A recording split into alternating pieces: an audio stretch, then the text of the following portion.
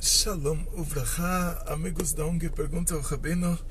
E a pergunta de hoje é da nossa querida Edna Rodrigues, que ela diz o seguinte: Shalom, Rabbi Gleiber, American Number, que eu tenho um número de bolsa,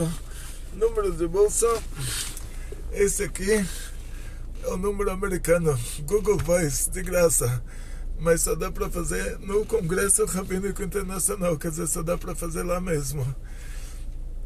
E esse aqui é o número do trabalho, né, o número brasileiro.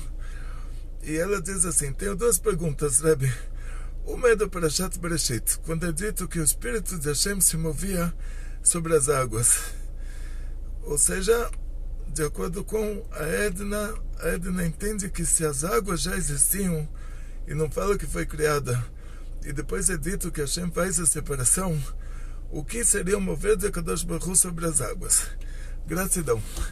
E essa pergunta é muito importante, porque ela representa a linha de escrita, a linha, vamos dizer assim, a linha literária do Chumash, do Pentateuco, da profecia de Moshe. Ou seja, dizem nossos sábios, En Mukdam Umeochar Batorá. Não existe antecipado ou atrasado ou atrasado, acho que seria. Ou seja, não existe mais cedo ou mais tarde na Torá. Ou seja, a Torá fala no começo, Moshe Rabbeinu, ele repassa a maior profecia. Hoje eu mandei para vocês uma explicação sobre o assunto da profecia, para vocês terem ideia do que é a profecia de Moshe Rabbeinu. Ele repassa a maior de todas as profecias. Ele diz: Bereshit bara Elokim et hashamayim vet haaretz. No princípio, Deus criou o céu e a terra. E depois ele diz: Ve'aretz hayta tovavo. E a terra estava vazia e desolada. Então, diz o Zohar que se Deus criou o céu e a terra, quer dizer, isso inclui tudo. Todo mundo concorda que o fato de Deus ter criado o céu e a terra inclui a água, inclui tudo.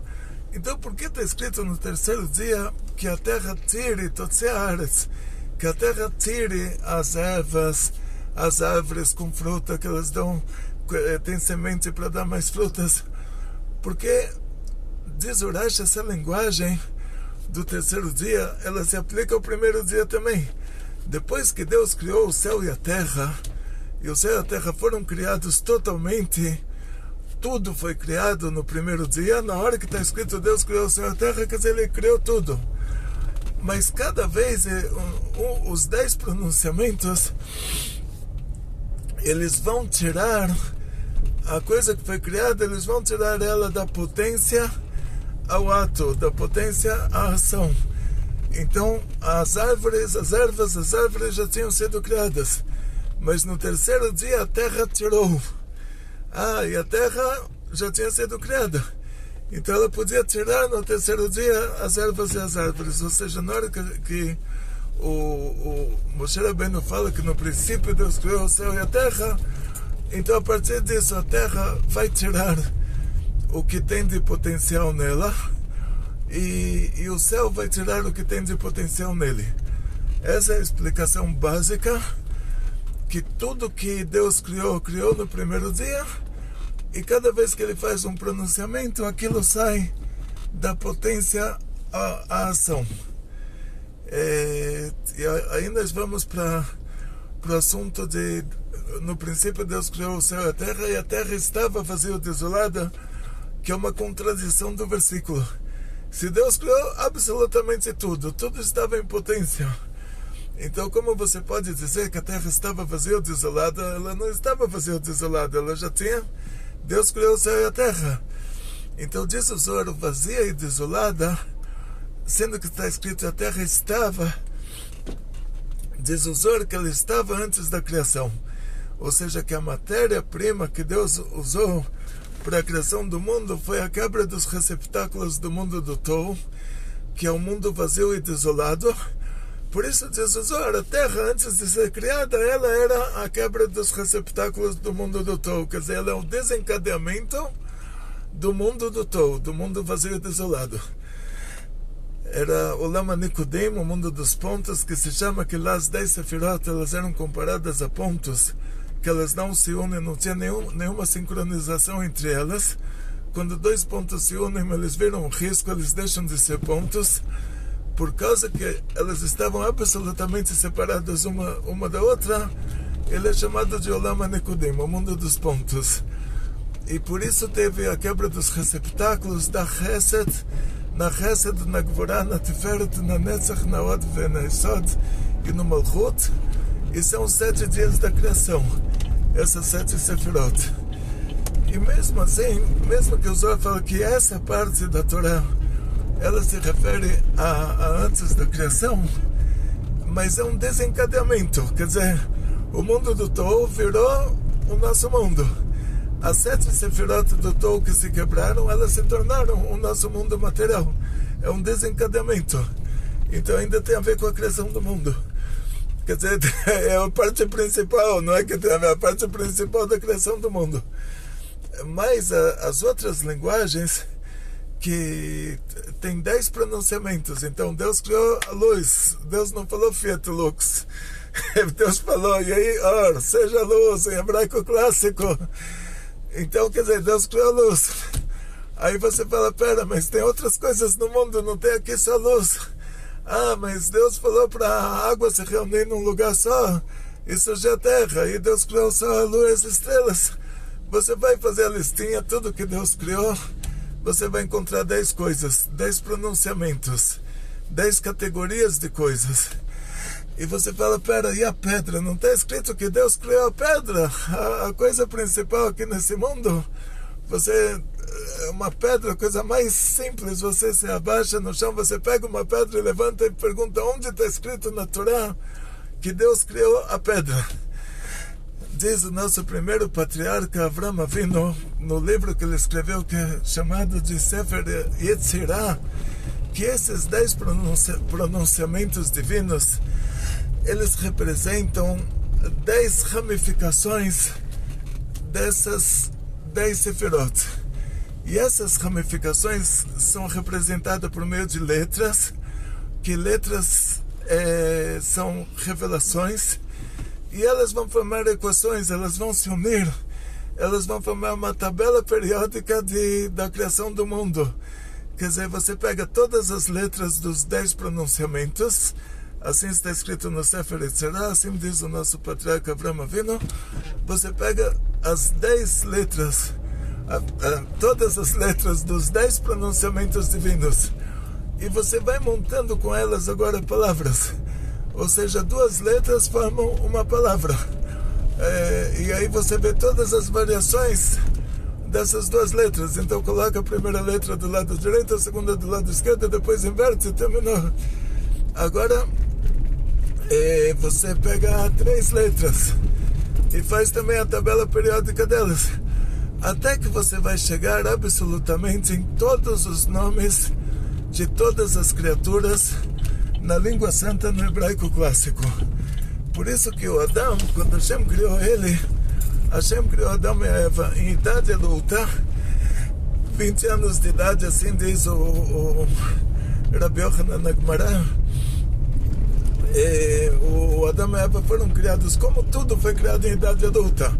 Hoje você vê que descobriram que a lua é muito mais velha do que ela é, porque Deus criou ela nessa idade. Há 5.784 anos atrás, Deus criou uma lua com milhões de anos de idade. Deus criou Adão e Eva, a idade adulta do homem e da mulher é 20 anos. A idade adulta da lua é milhões de anos. Então Deus criou cada coisa com a idade adulta dela. E a idade adulta de uma pessoa de 20 anos quer dizer que ela é uma pessoa muito inteligente. Naquela época, né? Hoje eu não sei. Mas o primeiro homem, Deus criou ele não só com 20 anos de idade, mas no tamanho original de uma pessoa de 20 anos de idade, que não era o tamanho de hoje, porque depois do dilúvio tudo foi alterado, tudo ficou menor, tudo ficou mais retardado, mais devagar. Então Deus criou o Adão e Eva num tamanho que fazia o sol passar vergonha. A linguagem do Midrash, o ênfase é que ele batia no sol, para dar um ênfase de quanto que ele era grande e quanto que ele era inteligente, que ele sabia os nomes de todas as criaturas. Hashem, Deus, perguntou para ele qual que é o nome do boi, ele falou Shor. O nome do cachorro, ele falou Kelev. E ele não é que ele deu o nome, não é que ele inventou um nome para cada criatura, é que ele já estava vendo essas letras que faziam essas criaturas existir, essas ramificações das 10 Sefirot que se tornavam uma tabela periódica entre si. Então assim o Adam Rishon, o primeiro homem e a primeira mulher, o primeiro homem, Adam Rishon, diz o Midrash, ele sabia os nomes de todas as criaturas. E, continuação, nós vamos ver aqui, voltando para os detalhes da sua pergunta. Então, dissemos que não existe anterior e posterior, agora me lembrei da palavra, anterior e posterior na Torá. Ou seja, isso que está escrito no princípio, Deus criou o céu e a terra, isso não é a primeira coisa da Torá. A primeira coisa da Torá, diz o Rabbi Yitzchok, que a Torá deveria começar pela primeira mitzvah da Torá, que é esse mês, é o primeiro mês, a Chodesh Azelachem, Rosh Chodeshim, Rishon LeChodesh Hashanah. Esse mês para vocês é a cabeça dos meses, ele é o primeiro dos meses do ano. E diz o Rabbi Yitzchok, por quê? O Rabbi Yitzchok na Mishnah, por quê a Torá começa contando sobre a criação do mundo? Então, o Rabbi Yitzchak, ele fala que se vierem os povos do mundo e falarem vocês estão ilegalmente na terra de vocês, quer dizer que a faixa de Gaza não pertence a vocês, tem que ter a solução dos 2 estados, a Cisjordânia não pertence a vocês, a cidade de Asa, a cidade de Ramallah não pertence a vocês. Aí vocês falam, olha, está escrito aqui, a primeira coisa que a Torá nos conta, no princípio Deus criou o céu e a terra é dele, o céu é dele, ele dá para quem ele quer, ele tira de quem ele quer e dá para quem ele quer. Então ele tirou de vocês e deu para a gente. Então acabou, o que a gente vai fazer? Agora é proibido para a gente uma coisa de Deus que ele confiou na nossa mão. Imagina, a mãe deixa o relógio de ouro dela no pulso da filha e a filha volta da escola e fala, uma amiguinha gostou, dei para ela.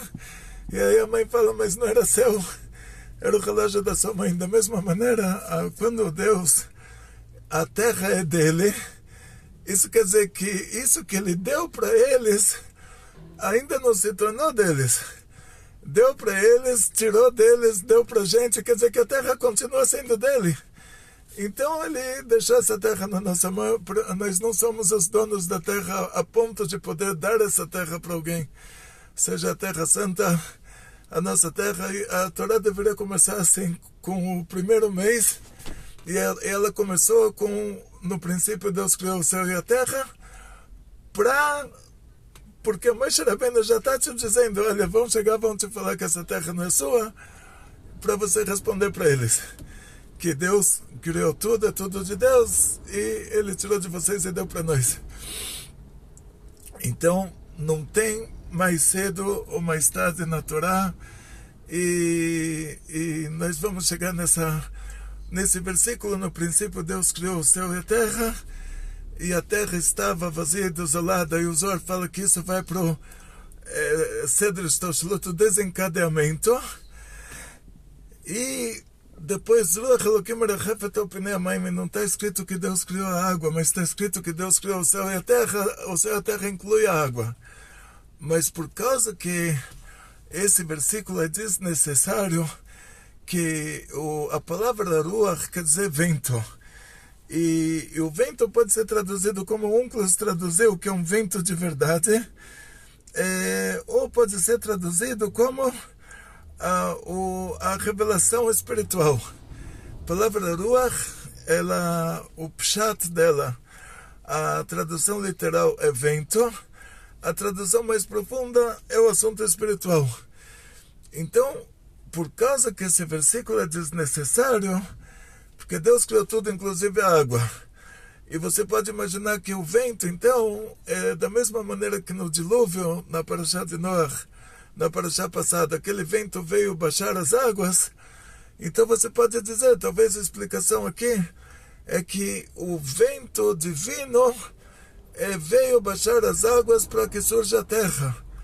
Mas essa explicação não encaixa, porque a terra só vai surgir no terceiro dia por meio de uma segunda ordem, que todas as águas se ajuntem num lugar só e surja a terra. Então o vento não vem para isso. Todo versículo na Torá, que ele não tem uma explicação lógica, então ele está te indicando uma coisa mais profunda. E essa coisa mais profunda, diz o Midrash, o vento divino não é vento, mas é revelação divina. E essa revelação divina, ela se refere ao Melech HaMashiach, ao rei chamado de rei ungido, o rei Mashiach, que vai chegar no final dos tempos. Ou seja, o Rashi traz essa explicação, traz esse Midrash, que ele diz que o mundo tem uma programação. Deus criou o mundo numa ordem que ele tem um começo e um final. Então, no começo dele, já está determinado o final. E por que Merachefet Opinei? Então, por que tinha que explicar que, olha, o mundo foi criado e no final vai ter o Mashiach, vai ter a Geulah, e esse é o objetivo da criação do mundo? Porque isso tem que ser mostrado por meio de água, que a revelação divina paira sobre a água, que aqui tem um erro de tradução também, se movia, não se movia. A palavra Merachefet, ou Rechuf, hoje você pega no hebraico de Israel, realmente vai ser o Rachfan, né? o drone, né? O voo do drone é chamado de Rechuf, vamos dizer assim. Mas não dá para traduzir isso exatamente como se movia, né? Está se tratando assim, a linguagem Rechuf quer dizer que ela não se reveste, ela envolve, mas não se reveste, mas não necessariamente que está em movimento. Esse que é o detalhe. Quer dizer, Merachefet está envolvendo. Então vamos chegar nesse detalhe. O que importa para a gente? Se Deus quer dizer para nós que, olha, esse mundo foi criado, mas não se preocupa não, porque vai ter Geulah, no final vai ter o Mashiach, não vai ser o Putin, não vai ser o Biden, não vai ser o Bibi, vai ter o Mashiach de verdade, o mundo vai ficar um lugar bom. Então tem o começo, a criação, e tem a finalização, o início e finalização. Então, por que é usada essa linguagem que Ruach Elokim Merachefet Opinei Hamayim, que a revelação divina, a presença divina, ela envolve as águas. Então tem uma explicação muito profunda para isso, que o começo do mundo, ele é tipo o útero do mundo, tipo a mãe, quando tem o nenê dentro da barriga, esse nenê está envolto em água, em líquido. Então o mundo era o útero do mundo, o mundo estava envolvido em água. No dilúvio foi feita voltou a configurações de fábrica. Novamente o mundo se envolveu em água para purificar o mundo. Quando você tem o seu ciclo menstrual, depois de 5 dias de ciclo e 7 dias limpos, você mergulha no mikve, que te envolve em água e novamente você volta a configurações de fábrica, fica novamente pura. Então Hashem ele está te dizendo, olha, não se preocupa, Ruach Elokim merachefet al pnei hamayim, que vai chegar o Mashiach e ele vai purificar o mundo. Não vai precisar voltar a configurações de fábrica determinadamente, mas o Mashiach ele vai fazer isso sem precisar de dilúvio, sem precisar o mundo voltar a configurações de fábrica. Yatzlacha, Briut, Panasab Shefa, muito sucesso, muita saúde, muito dinheiro, felicidades judaicas de toda a família, grandes milagres em grande estilo e muita alegria. Bekol Tov.